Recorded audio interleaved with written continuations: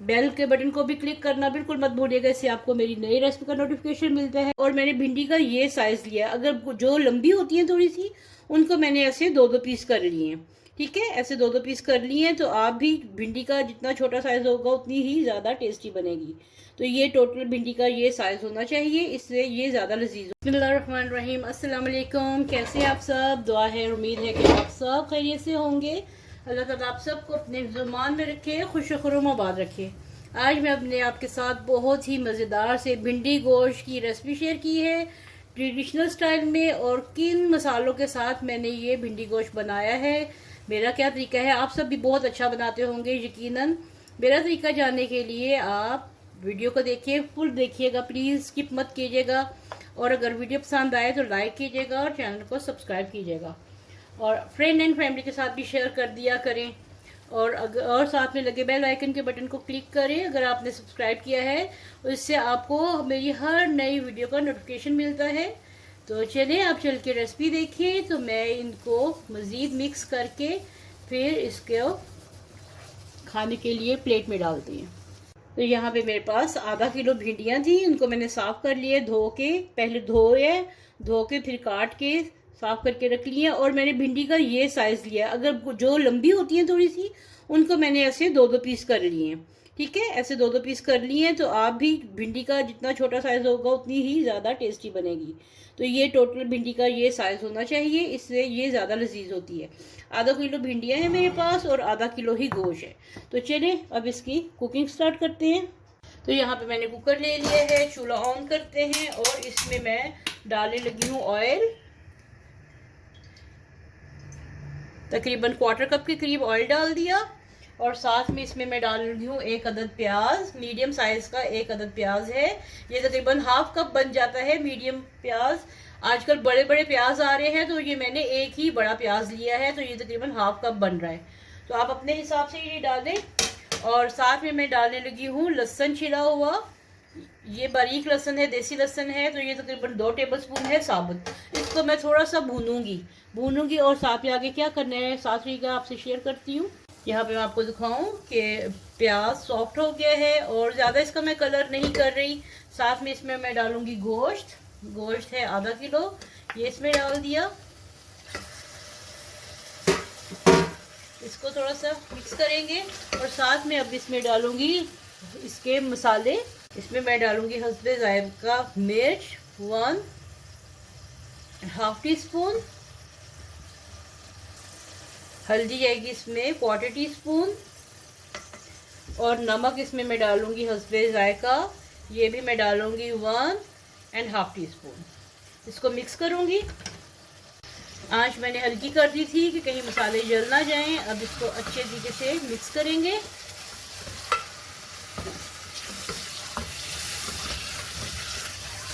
ये देखें, बहुत अच्छे तरीके से मिक्स करके तो आगे क्या करें, इसको थोड़ा सी भुनाई करूंगी गोश्त की। अब इसमें मैं डालूंगी 1 गिलास भर के पानी और इसको गलने के लिए छोड़ दूंगी। अब यहाँ पे 10 से 15 मिनट के लिए गोश्त को गलने के लिए छोड़ दिया है मैंने। आगे क्या करना है साथ ही आपसे शेयर करती हूँ। फ्राइंग पैन ले लिए है और 1/4 कप मैंने गोश्त में ऑयल डाला है और 1/4 कप ही इसमें मैं डालने लगी हूँ। ये तकरीबन 1/4 कप इसमें ऑयल चला गया और अब इसमें मैं भिंडियों को फ्राई करूंगी। फ्राइंग पैन मैंने इसलिए लिया है ताकि देखने में आसानी हो, देगची में पता नहीं चलता कि क्या काम हो रहा है, इतना अच्छे तरीके से वाज़ेह तौर पे नज़र नहीं आता। तो इसलिए फिर मैंने फ्राइंग पैन में ले लिया है कि फ्राई करते हुए आपको दिखाऊंगी किस हद तक इसको फ्राई करना है।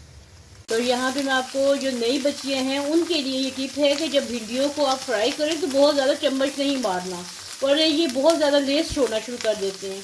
आराम से मीडियम आंच पे इसको पकने दें। फिर आहिस्ता आहिस्ता जब ये देखें कि इसको एक तरफ से सेक लग गया है, तो फिर इसको आपने उलट पलट करना है। ये देखिए इसकी लेस नज़र आती है, इसको खुश्क होना चाहिए।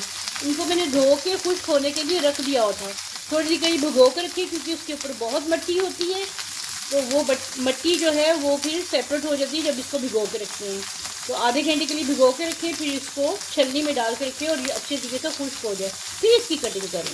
यहाँ पे मैं आपको दिखाऊं, भिंडियाँ जो हैं बहुत अच्छे तरीके से फ्राई हो चुकी हैं। और एक अदद बड़ा प्याज या 2 मीडियम प्याज जो हैं ये इसमें आप डाल दें और फिर इनको भी फ्राई करना है। इनको साथ में, मतलब आपकी पसंद है कि साथ में प्याजों के भिंडियों के साथ ही फ्राई करने हैं या बाद में डाल के। मुझे बाद में डाल के पसंद है, तो ये इसको अब मैं फ्राई करूँगी ताकि थोड़े से ये सॉफ्ट हो जाएं।